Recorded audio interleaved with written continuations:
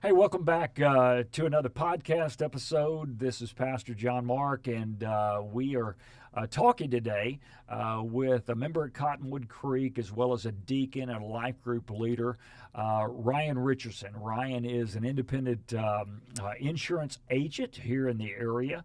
And in light of our recent ice apocalypse, snowpocalypse, whatever it was, with all the damage of frozen pipes and then just even recently a hailstorm as well, I've had a lot of people, and you may have some questions, want to know how can we make sure that we don't get ourselves in trouble, Ryan, what as it relates to insurance claims, flood insurance, ice, all of those things. And so thanks for joining us today. And so first of all, Ryan, tell us a little bit about your family real quick. Yeah, so I've been married to my wife, Kimberly Richardson, for 25 years, and we've got two kiddos. We've got Colin, who's a sophomore at Oklahoma State, and we've got a 9-year-old, about to be 10-year-old daughter who's in 4th grade here in Allen. And so yeah, we've been a long-time member of Cottonwood Creek, and as you mentioned, a deacon here at the church. So that's right. And tell us about your agency. One of the reasons I brought Ryan is he doesn't just represent one company. He represents a multitude of companies. So tell us a little bit about your business and what you do. Sure, absolutely. So as you mentioned, we're an independent broker, and so we represent 50-plus top-rated insurance carriers. And we pride ourselves on really a consultative approach with our clients, and we know not every policy fits every family, and so we are more about the consultation, advising folks on where holes might be in their coverages, and so we've been at it for, oh goodness, age myself here, but 23 years. Wow, you've been in it 23 years. Mm-hmm. All right, if you as an insurance agent, when you consider what we've just gone through as a state with this whole freeze, it's not uncommon for us to get to freezing or even zero here in Texas for one day, right? Sure, right. It's for the long. Have you ever seen anything like it? Not anything like it. Not to the level of when this happened. All 254 counties in Texas were affected.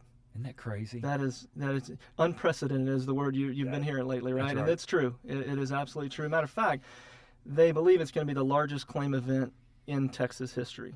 Okay, so let me go over that. Yeah. They think that when we come down, we considered all the broken pipes, sheetrock, wood floors, everything destroyed, and so many other things, that this is going to be perhaps the largest claim related, even as it relates to all the hurricanes we've ever had. Right. That's and I don't know that it'll quite get to the Hurricane Harvey, but it will be in the billions. We've heard 18 billion is what the estimate on this damage, just because of how widespread of an event it is and was. So yeah.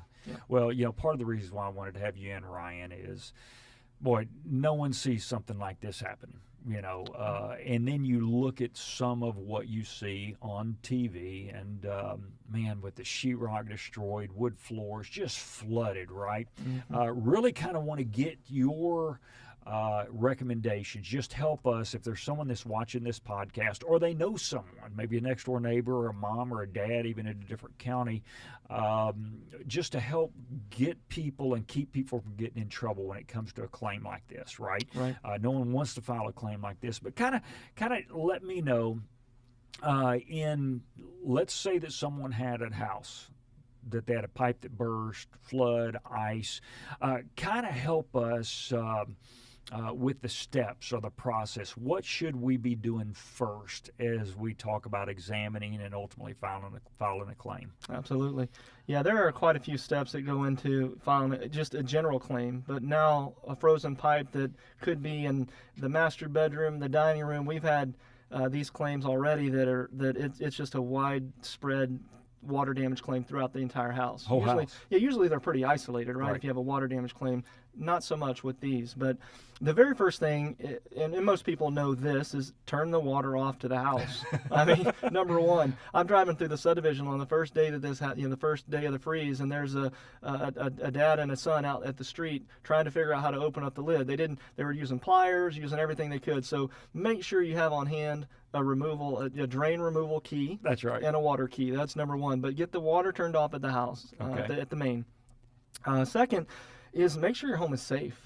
There are a lot of water damage claims where there's electrical cords in the water. There are appliances that are sitting in water. Turn the electricity off to the house if it didn't already come off with those rolling power outages. Sure. But definitely want to shut down the electric. The electricity to the house. Dry up the water as much as you can. Right. Towels, mops, wet vac, anything that you can do. Put fans on the the higher water damaged areas in the house, and then from there, it's call the restoration company. I can't tell you how many claims where I've advised people to call the restoration company, and 3 days later, we haven't got around to it yet. Okay, explain. We all hear that. Yeah. When you say call a restoration company, is that basically someone that's going to come in and tear out the junk? They're not necessarily going to repair it. Right. They're just going to tear out the stuff that's torn up, if you want to put it that way. Is that correct? Absolutely. Yeah, there are water damage restoration companies, the likes of ServPro, ServiceMaster, PuroClean. There's a lot of different companies out there. But their sole job is to get the water dried up with whatever techniques, whether they've got to pop off baseboards, remove some of the flooring, of course, rip out the saturated sheetrock and baseboards. But one of the things they have is some high-tech, very expensive dehumidifiers. Right. And if you've ever seen those dehumidifiers, they literally suck every ounce of moisture out of the air and the walls and the floors. It's an amazing technology. Yeah, all of it. So that is it's hugely important. Now, I will put the disclaimer out there that they are super backed up. What used to be, a couple of days for them to get on site is now, could be 2 to 3 weeks. Okay. And so that is really a problem. So assuming we can't wait 2 to 3 weeks, let's say there's someone out there, we want to do our best. Is it okay? Let me ask you a question. Mm-hmm. If someone has damage, is it okay for them to do that demo themselves, to get that sheetrock out after the house is safe, power's off? Is it going to hurt them any in the insurance claim if you go tear your wood floors out and you cut your sheetrock, where it's all messed up? Just take some pictures, or do you not want to do that? Well, good question, because there are many folks who've gotten in trouble by ripping everything out, throwing it away, all the damaged items, and it's kind of like this. I always use this analogy. If you have a car accident, you don't go get your car fixed and then call the insurance and say, hey, I have a claim on my car, and they don't. There's nothing to see, right? The car's fixed. Right. Trust me. Trust me. Well, gotcha. No, so to a degree, if you're knowledgeable, I wouldn't say rip out flooring. I wouldn't say do any of that, but certainly sheetrock that is gone, that is literally just disintegrated. It's okay. Now, are you going to rip out the whole wall? No. A few inches up the wall, but I would, my recommendation to my clients is just leave it alone. Let the professionals, let the water restoration folks, damage restoration folks take care of that. Okay. The plumber. Next up, bring the plumber in. The plumber needs to repair that pipe. Same thing there, though. Do not throw away the damaged pipe. Okay. The adjuster needs to see, where the damage was, where it came from, so they don't want anything discarded. Keep invoices, receipts that, if you do some of the stuff yourself or you have some third-party contractors come in to do it, keep the receipts, keep the invoices, and take lots of pictures, because the adjuster will want to see those. Okay, good. Now, as you look forward, in most insurance policies, let me just ask you a question.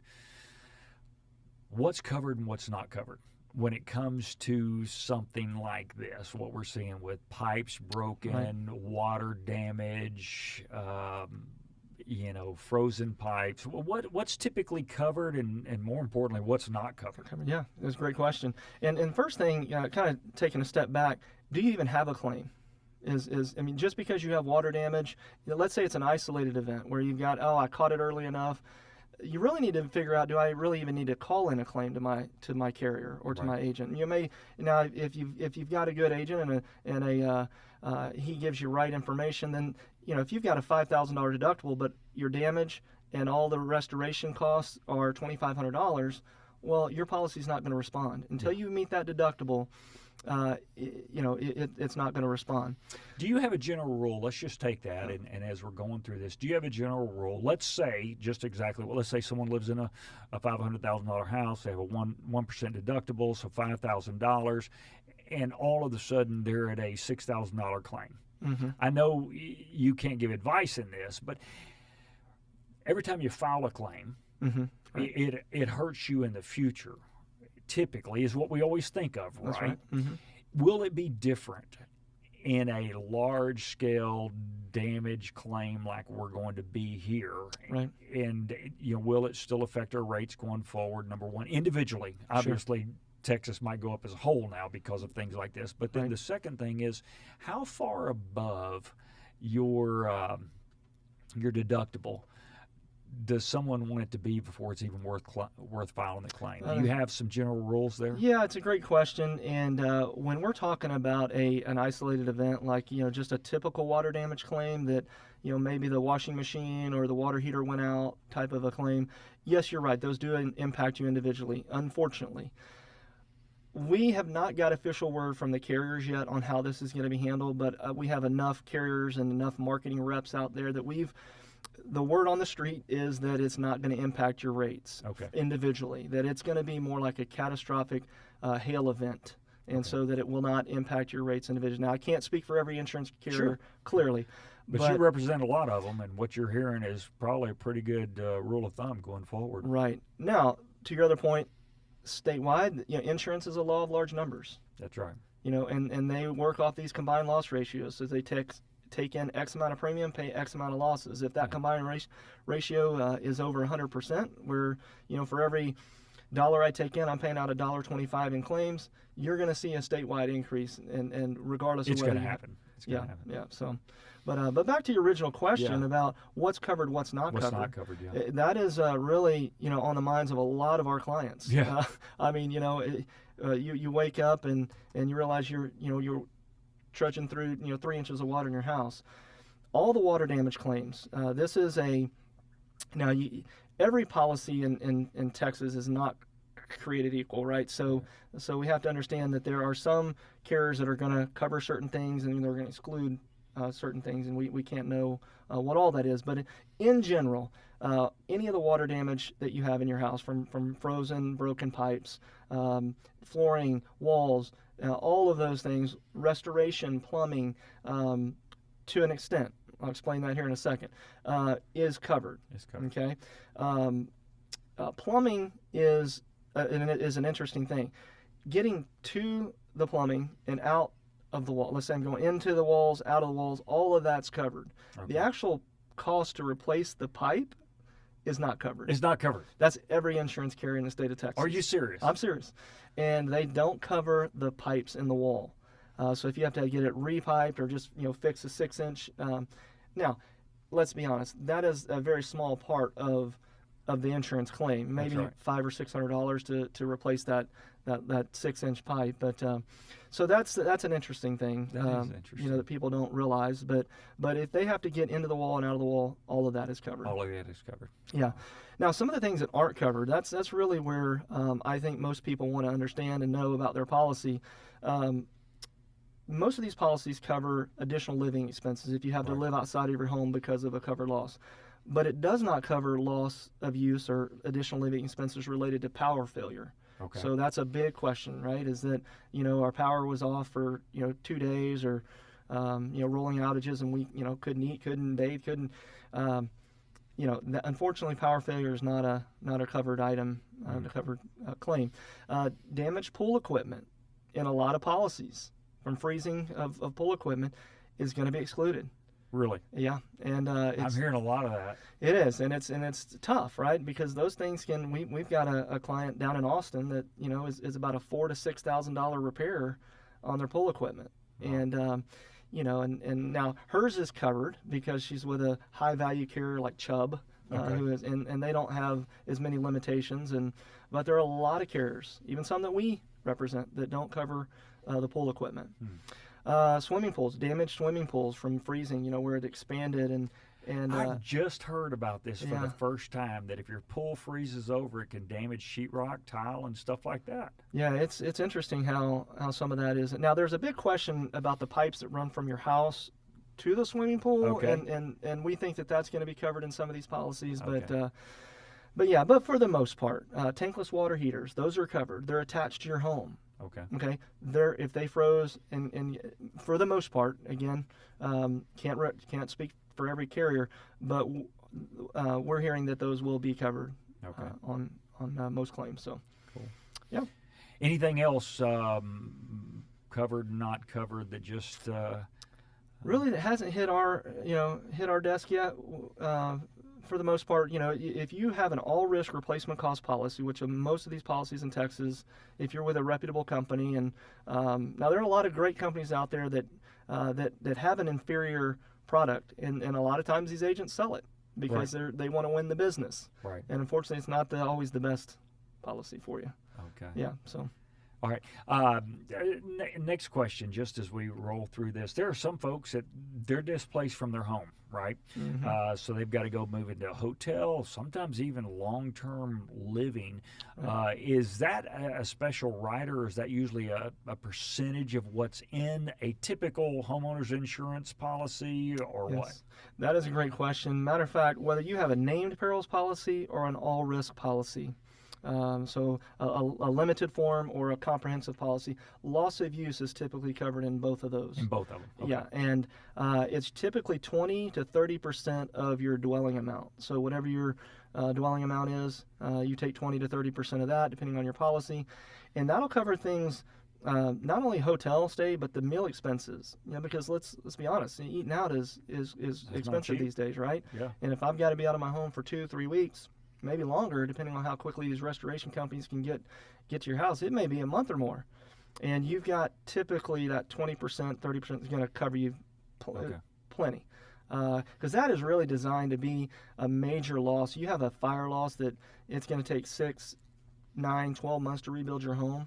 So there is a lot of loss of use or additional living expense coverage built in that can take care of you. Okay. Yep. Now, as we, there is reality. Whatever you had when it happened is the insurance policy you had. That's right. Okay. And so usually, if most people are like me, and probably you in a lot of different areas, perhaps not in insurance, when we get the right stuff, is after we've had the wrong stuff. Right. So let me ask you a question. As we journey forward through this, understanding there's a lot of negative impact on a lot of people, but a lot of people weren't affected. Right. For someone that's sitting here going, man, I just want to look at my current homeowner's insurance policy. What if that was me? Okay, you know what I'm saying? What if I'm one of the ones I'm seeing on TV? It wasn't, praise the Lord. Right, sure. But what if it was? What would you tell someone to go look at to make sure they have the kind of policy that they should have? Well, here's the unfortunate thing. Unless you're in this business, unless you know all the carriers in the state of Texas and what policy forms. Now, I'll be honest, 10 years ago, 15 years ago, when the mold was a big thing, you heard about the mold, and I guess it's getting on about 20 years ago now. There were two policies in Texas. There was an HOB and an HOA. And HOB was for preferred homes that were in nice condition and had all the bells and whistles. The HOA was a limited form, scaled down. If your home was falling down around you, that's about the policy you got. Nowadays, there's 100+ policy forms in the market with name perils, all risks, sublimits this, sublimits that. Honestly, John Mark, it's going to be very difficult to understand, looking at your policy, what you have. You're going to see coverages, you're going to see, but what is the underlying policy form that this all sits on? Okay. And until you get an agent, an independent insurance broker, to really scour the market, figure out, look at your policy first, and then figure out what you're missing. I don't know that you'll, most people would know exactly what to look for. Okay. But definitely the endorsements and the exclusions is where most of these coverages either could hurt you or help you. Gotcha. Yep. So it wouldn't be a bad idea for someone just to, hey, whether I made it through or didn't make it through, just go sit down with someone and use the word independent, someone that doesn't represent just one company, right? Right. They can look out there and they have access to a number of different insurance agents, and they'll do that for someone like you would do that for free for somebody? Oh, absolutely, absolutely. It doesn't cost us, it doesn't cost the customer anything to sit down and review their coverages. And look, nothing against captive agents that represent one company. There's a lot of great companies out there. However, can they really be a true advocate for the client if they're selling one product? And when you're saying captive agent, they have one company they represent, They have right? one company they represent. I got it. And if that company doesn't offer water seepage and leakage, well, that's kind of hurtful to a client if they have a $20,000 water seepage and leakage claim. Right. So really just someone who can represent multiple companies and tailor the insurance products to fit you and your family. Got it. Yep. Got it. Well, all right. Hey, Ryan, thanks so much for helping us. You've kind of helped us navigate through this journey. If someone wanted to get a hold of you, Sure. Tell them how to do that real quick. Yeah. So you talked about reviewing insurance and comparing insurance. So we set up a short code, a text code that somebody can just text 77007. Okay. 77007. They text the word compare. Compare. COMPARE to 77007, and they'll get our contact information. They'll get a link where they can literally click the link and just enter about 5 bits of information.